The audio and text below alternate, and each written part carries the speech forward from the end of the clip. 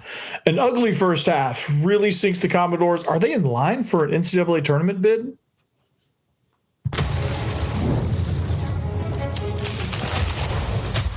You are Locked On Vandy, your daily podcast on the Vanderbilt Commodores. Part of the Locked On Podcast Network, your team every day. Welcome into the Locked On Vandy podcast on the Locked On Podcast Network. I'm your host, Corey Burton. Today, we break down a game that looked good score-wise, but let's be honest, it was an absolutely brutal first half, sank the Commodores in this 79-72 loss. At the core of the game, this team looked lost. They couldn't shoot, defend, nor rebound. And I'll break down all of that. Are they still a tournament team? What's the committee thinking now? Well, thanks for making Locked On Vandy your first listen each and every day. We're free and available wherever you get your podcasts and on YouTube as a part of the Locked On Podcast Network, your team every day. Today's episode is brought to you by TurboTax. Are you ready for stress-free taxes and the most money back guaranteed? Well, head over to TurboTax.com today and get matched with your expert. So from Atlanta, what an absolutely brutal game.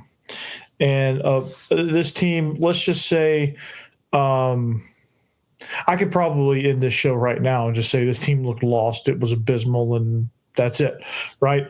But it goes more into that, and I think a lot of it was mental with this group. You know, a lot of it was, when they were off, they were off. Like, to start the game, they couldn't shoot. And I don't know where this swagger has gone. I don't know if they absolutely drained out all of their energy after the Mizzou game and said, "Hey, we're a tournament team. We're good to go. Let's roll and let's just." I don't know what that was, right? But they don't have any swagger. They weren't themselves. They were lost. They look like a team. They look like what I imagined that first scrimmage in June when they all first met each other. That's what I imagined it looked like. No communication, taking bad shots, can't hit shots, not rebounding, not communicating on the defensive end of the floor. Just all of the stuff that probably could have went wrong. And it looked like they just met each other this time. And in the first half, it honestly reminded me of the 23-24 season team, where it just was never going to work, right? They were 15% in the first half from the field. I think they were maybe single digits. I can't remember the exact number. It was bad from three-point land, and they just couldn't get any rebounds either. So this was not the start they wanted, right? And this is a team that they already have problems when things start going wrong.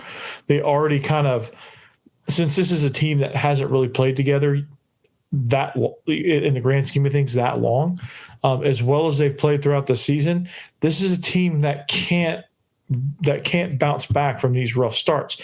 Anytime they have a rough start, that's it, right? Because they just have a hard time bouncing back, and you notice that because they try to force things, they try to win the game on every shot, and they don't just chip away at it, right? That was first half Vandy. That was probably, you hadn't seen a first half like that in quite some time. Even the Arkansas game, where it was pretty dire in the first half, it was not anywhere near as bad as that. I mean, they couldn't hit layups, they couldn't hit free throws, they couldn't hit three-pointers, they couldn't hit mid-range, nothing. They weren't rebounding, and Texas just manhandled them down in the paint. They weren't guarding the rim at all. There were several easy dunks in the first half. I mean, it just seemed like Texas was in total control of that game. And it seemed like Vanderbilt was a team that I said they looked lost, but part of that was probably because, hey, they're playing like a team that's thinking about the NCAA tournament. They're playing like a team that's scared to make mistakes. They're playing like a team. They were playing like a team that was just trying to hold on. Let's hold on. Maybe we'll get something together. That's what they were playing like. And that's not a good recipe. And that's not going to help when the chips get stacked against you, when Texas goes on a run, because this is the SEC. There's 16 really good teams that can beat you at any moment, and you can't afford to start like that. You can't afford to turn the ball over. You can't afford to brick layups. You can't afford any of that. And for them to do that, that's not good. And so they had no swagger. They had nothing, right? First half was dreadful in that manner. And so that was probably the worst half I think I've ever seen. Honestly, they just 1-11, 1 for 11 from 3-point range. Not good. So, but honestly, the good news, I think what the committee will see, and we'll talk about it more, but the second half was something that I thought was pretty good, right? I thought the second half showed why. I think Vanderbilt showed why it can be a tournament team, because they fought all the way back. They started kind of playing more normal. It seemed like it took them a half to settle in, because this is tournament pressure. It gets ratcheted up, and things are magnified. Mistakes are magnified, and everything that could go wrong went wrong in the first half. But in the second half, they kind of settled down. They kind of slowed down, and they just played Vanderbilt basketball. They were able to cause turnovers. They were able to hit clutch shots. They were able to rebound a little bit better. They were able to play together a little bit better, and be able to just actually be a competitive team. And they got they got a little bit of their swagger back. They played with a little bit of urgency. That's kind of the things that were lacking in the first half. And honestly, had they not dug themselves such a giant hole, they probably could have came out of here with a win, and they'd be playing against Texas A&M next round, I think, tomorrow. So I don't know, man. They just, again, for 3 straight games now, they've been in this funk, man. They're doing things they don't normally do. They're taking bad shots. They just, even Tyler Nickel was missing. I mean, they just couldn't defend, couldn't close out, there wasn't anything that was going right. So what do you do from there? Because, you're still a tournament team, right? And I think you're still a tournament team, if you're still a tournament team, I guess. And like I said, we'll discuss that here in just a little bit. But, where do you go from here? How do you figure out how to play with that swagger? Because, the shooting, all of that was caused by their just lack of confidence, their overall inability to kind of adjust to ratchet up pressure. Because once you get into the first round of the NCAA tournament, you think the pressure is bad now in the SEC tournament. Well, you go to your location, whether you're whatever bracket you're in, and man, you're going against everybody's hungry, everybody's good, and you do that, you're going to get ran out of the building. It's going to be one of those you're going to rub your eyes and go, is this a 1 seed versus 16 seed matchup with the lopsidedness of the score? So you better figure some things out quickly. And I think there's a really good chance that they're still in the tournament. They got some work to do. It's going to be a little bit edge of the seat now. It's going to be a little bit more difficult. Probably not as automatic as it was 3 games ago, but likely still in the field. So how do you recover? Okay. How do you recover? Well, first of all, you got to just kind of mindset wise act like you belong. First of all, because this team looked overwhelmed from the tip in the last 3 games, or in this game and against Arkansas. They got lost in the moment a little bit. You have to be able to digest that. And I said that on the last episode, getting ready for this game. If they don't stay in the moment, if they don't manage that, it'll eat them alive. And it ate them alive. So they've got to figure out a way to they've had that experience now. Maybe they can learn how to adjust from it and start a little faster. 15% from the field, not going to cut it. Getting dominated on the boards, certainly not going to cut it. They got to figure out a way. And maybe that goes back to point number 1. If you don't get so overwhelmed, maybe you shoot better. Maybe you take better shots. Maybe you do more of the things that you are used to. So, but yeah, that's got to improve. And then the thing that I really liked from this game, which I know doesn't seem like much, but they had a chance. They could have laid down. Honestly, they could have laid down and got 30-pieced. They really could have. But they fought back. They made it a game. And here we are. And that's going to serve them well in the tournament. That resourcefulness, that grittiness, that toughness. Now, if they just start a little bit better, maybe that'll come in handy, right? That fight, that grit, that determination. They could, like I said, the mindset. They could have laid down, they could have rolled over, and they could have just exited with their tails tucked between their legs, and they didn't. And so I applaud them for that. But it's about the only good thing you can pick out from that game. But the mindset has got to be less overwhelmed. I don't think they handled the pressure very well of the situation, the magnitude of the situation. And I don't think they've handled it well the last 3 games. That's why they've been on the skid, because they've just been trying not to lose so that they can solidify their berth into the NCAA tournament. They need not to worry about that now. It's out of their hands. And so those are the things they can fix if they do get in the tournament. That remains to be seen. I do think they are a tournament team because this is their resume. That will be I don't know if you count postseason in that, but it's a 20-11 regular season record. So I'm thinking more of a 11 seed on that. So we'll talk about that and their tournament chances next.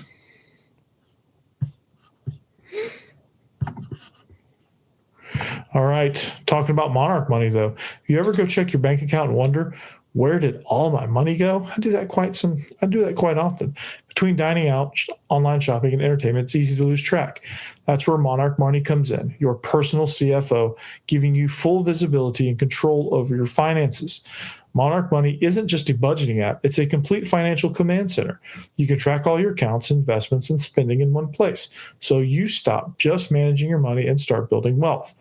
So when I started using Monarch, I realized how much I was spending on food delivery. Now I budget smarter and save more.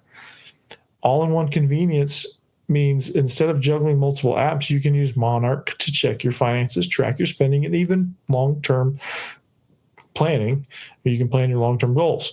They have easy collaboration. Managing money with your partner is smoother than ever. You can track shared and personal accounts, set goals, and stay on the same page without all the stress. So take control of your finances with Monarch Money. Use the code LOCKEDONMLB at monarchmoney.com for 50% off your first year. That's monarchmoney.com, code LOCKEDONMLB for half off your first year. Shout out to the MLB channel.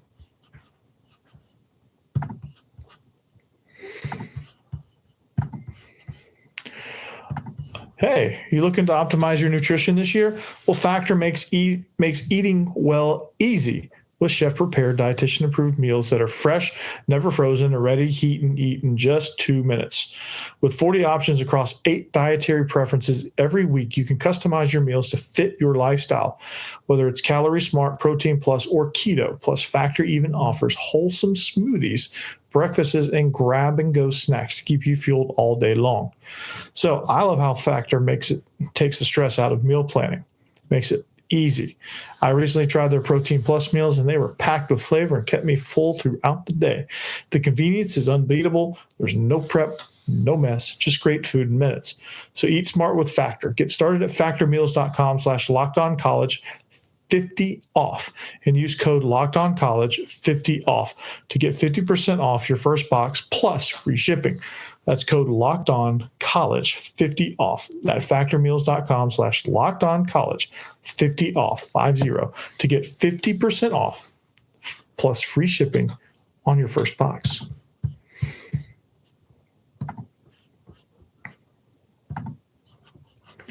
All right. Thanks for making Locked On Vandy your first listen each and every day. If you want more tournament action, check out Locked On SEC. Chris Gordy is covering the entire conference. And if you want specific teams, because Vanderbilt needs help, Well, go look at some of the other teams, like Locked On Ole Miss is a great show. Locked On Bulldogs with Clint Shamblin is top notch. Locked On Mizzou with John Miller.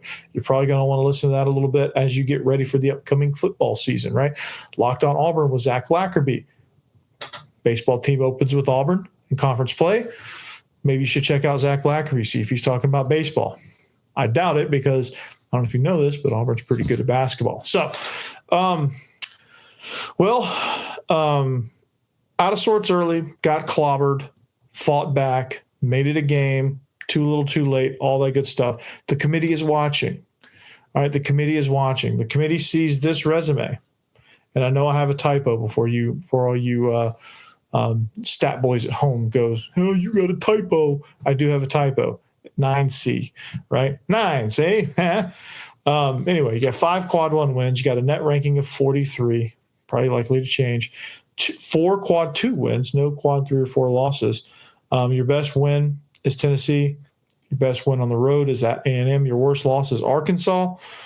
If they cut games in half, this would be your worst. But that's the tournament resume that we're going to go by here, and that's what the committee's seeing. Honestly, as dire as the situation seems, I think that they're going to take into consideration the whole body of work, right? Now I know there's a little bit of anxiety going on because things in basketball are fluid. They don't always follow this certain trend, but at one point you were a lock, probably at 8 seed, I think was the top of the projections, right? And you were living large after that Missouri game, and then you go on a 3-game skid. The tournament sees that. The tournament sees the body of work. The tournament committee is like, okay, they're going to have to answer the question: does Vanderbilt belong? Does Vanderbilt's body of work, the entire body of work, do they belong in the tournament? Now, here's my reason why yes, okay? Because I think you have to take into consideration, if you're taking the whole body of work in, you have to take into consideration, because there's a human element to the selection process, right? It's not just computers. Computers do factor into it. They have a good enough resume computer-wise. And I think an 11 seed, I've seen projections where Vanderbilt would be an 11 seed. I do think that's probably about right for where Vanderbilt is. I mean, this is a tough conference, and to survive and win in this conference is difficult enough. And so you got to take like I said, if you're taking the whole body of work, I'm going to go back to that point. I'm going to keep reiterating that fact. If you're taking the whole body of work, not just recency, right? Not just what you've seen the last 3, not the what have you done for me lately, into consideration. It's the whole body of work. And the whole body of work says this team walked into the gym in June, having never met each other collectively, and they started practicing, which I imagine that's what the first scrimmage looked like, was kind of resembled the first half of this Texas game. But you take that fact, they go 13-1 in non-conference play.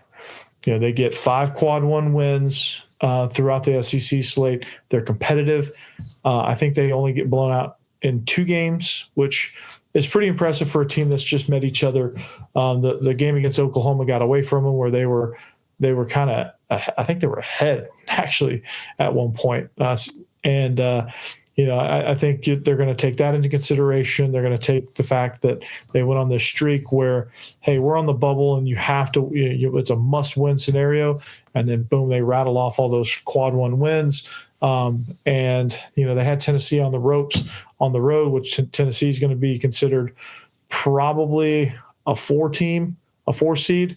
So it's going to be I think they might be even considered a higher seed than that, really. But they're going to be pretty well thought of. So you have to think, okay, they reached the 20-win mark. They have a pair of wins against teams in the top 15. They did that in a week span. They have, again, I think their wins. I think their string of wins, considering their situation and considering their team and how they're built, and like, okay, you have this team probably, they were picked dead last in the SEC preseason. because nobody knew anything about him as a brand new roster. And so you look at that and you say, okay, they are definitely, they're not a lock, right? And you have to kind of weigh some options. And I do think you're going to get an 11 seed. You may even get in a play-in game, which is fine. Like I think if Vanderbilt can get into the tournament, they have somebody that just kicked in $1.5 million in NIL, and I think there's going to be more where that came from if they can show that with their current situation they can get in the NCAA tournament. I think they can show that. I think they can prove that, hey, we deserve to be in it. We deserve to be, and then they're going to start getting recruits, and then they're going to legitimately earn their way into it where they're not so, sweaty palms and stress and anxiety. I think it's going to be a little bit easier, as the years go on. But as of this year, they're going to be sweating it out a little bit. I'll be honest with you. But, I think that they've done enough. I think their overall resume speaks for itself. I think if they take the recency bias out of it, I think you will see Vanderbilt pick up an NCAA tournament berth. Is it an 8 seed like we once thought? No. But it's going to be just fine, right? It's going to be just fine. So this is why, okay, they, again, whole body of work, okay? They had 8 SEC wins, 8 conference wins, okay? That's good in a year where the conference is going to get probably 13 teams in. They have a bunch of top 25 wins. They, net ranking 43. Everything's kind of lining up. And was this loss? And like I said, I don't think this loss mattered in the SEC tournament. I think it could only help. I don't think it really hurts that much. I think the committee's probably figured out what they want to do with a lot of these teams. Like I think Vanderbilt was going to be in regardless. I think it's just, hey, if, depending on how they finish from this point forward, the last 3 games, if they go 0-3 and get clobbered, we'll throw them at 11 seed. If they can win those 3 games, we'll put them at an 8 seed and see where they go. I think it's just one of those things where they just had to figure out exactly what they wanted to do with it. So, but anyway, I'm going to ask you this question: where do you think Vandy should be ranked? Where do you think they should be seated? Do you think they deserve to be in the tournament? All right, now turn off your recency bias. Like I said, look at the entire body of work. Are they a tournament team? Yes or no, and why? Make sure you answer that question. But before we wrap up, baseball kicks off conference play this weekend against Auburn. That's exciting. Pitching is starting to come around. Power's starting to load up a little bit. We'll talk about that next. But first, a quick message from our sponsor, Intuit TurboTax. Yeah, taxes. You know what those were? Those were waiting and wondering and worrying if you were going to get any money back, and then waiting and waiting and wondering and worrying and wondering and waiting and worrying some more. Right now, Taxes is matching with a TurboTax expert who can do your taxes as soon as today. An expert who gives you and your taxes their undivided attention as they work on your return, while you get real-time updates on their progress so you can focus on your day. An expert who will find you every deduction possible and file every form, every investment, and everything with 100% accuracy. All so you can get the most money back guaranteed. So there's no waiting, there's no wondering, and there's no worries. This is Taxes. Get an expert now on TurboTax.com. Only available with TurboTax Live Full Service. Real-time updates only in iOS mobile app. See guarantee details at TurboTax.com/guarantees.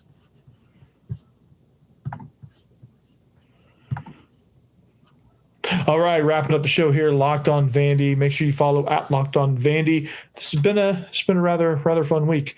I know with this picture, it looks like I'm like bright red and like I've been just constantly in the sun. It's been windy down here too, so I've got a little bit of wind and a little bit of sunburn on my face. Sunscreen is, despite all your best guesses. I have applied sunscreen. But anyway, so is Vandy a tournament team? Yeah, I think so. It was an ugly loss, but they've got to figure out a way to get their blankety blank together, and they've got to figure out a way to just not be so overwhelmed mentally. That's their problems. They just get overwhelmed, and they try to win the game on every possession. It's not going to happen. Basketball is a patient game. It's a game of runs. It's a game of, okay, you strike, we strike. You strike, we strike. You just keep playing. And that's just kind of how it goes. But nonetheless, now it's up to the committee. It's out of our hands. We just wait. Fingers crossed, hoping that when you're filling out those brackets, you have a Vanderbilt on there to advance all the way to the championship. So there you go. But baseball team, the Vandy boys, they are, they're picking the right time to get hot coming into SEC play. They open that up on Friday against Auburn after wrapping up its non-conference with a 14-3 record, a 5-game win streak on top of that. Here's what we got. They finished league play 13-17 last year. Not great, right? But again, they've added some pieces. They've added some transfers. Brody Johnson, probably might be freshman of the year. He's going to be in contention. That dude is absolutely raking. Cody Bowker, newcomer, transfer portal guy from Georgetown. That guy's going to be insane. Sawyer Hawks has been a great reliever. Probably going to close in on the closer role if he's not already there.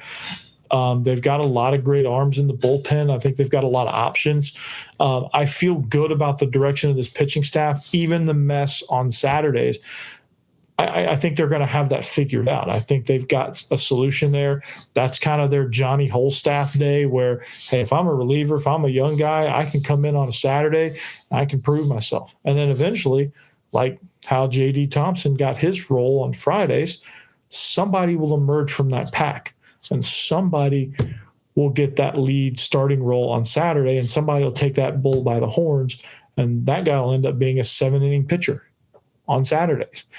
And it won't be the whole Johnny Holstaff deal every Saturday where you're just kind of fingers crossed that your bullpen can get it done. You can get enough run support that it doesn't matter. But the power's starting to come through. Brody Johnston has been absolutely incredible. R.J. Johnson, or R.J. Austin, I should say, not Johnson. R.J. Austin has been crushing the ball. Vastine has been hitting well. And this team is just really kind of starting to come together a little bit. And I think you're seeing a different bunch, right? You're seeing a different group up there with a much better approach. And that's really the key to it is your approach at the plate. You make the pitcher work. You read your scouting reports. You see what this guy likes to throw. You work him into the count. You don't just jump on first pitch every single time. Now, occasionally you're going to get a meatball up there and he's going to make a mistake and you got to drive it somewhere, but you have to know what you want to do when you get up there based on what kind of how this guy likes to set up his hitters, right?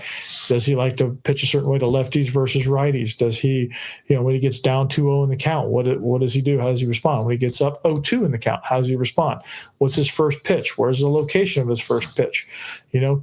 Is this the first pitch I can sit on and drive to the opposite field? Is this something that where if I just sit on it, he's going to make a mistake, or is he's going to groove me a fastball if he gets up? If I get up on the count 2-0 or 3-0, is he going to groove me something easy to hit?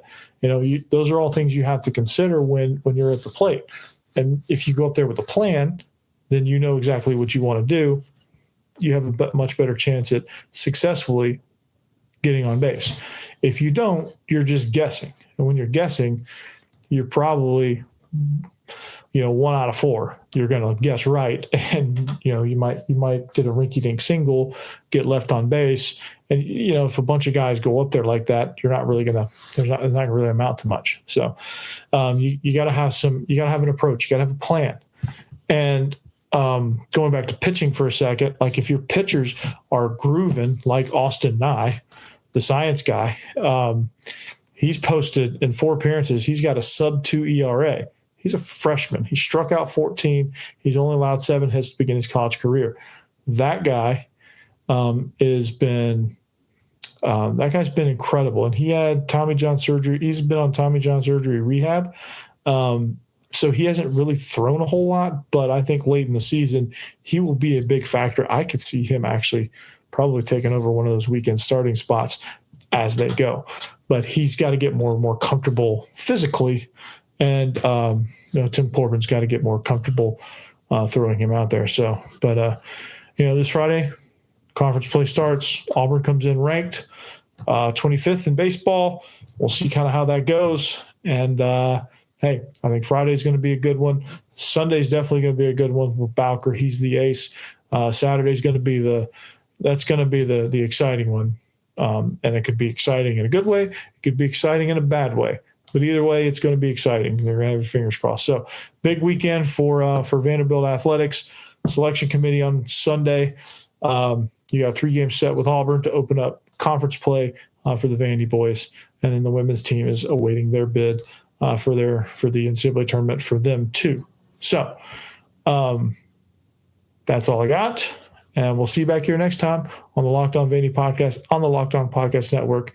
Anchor down. Peace.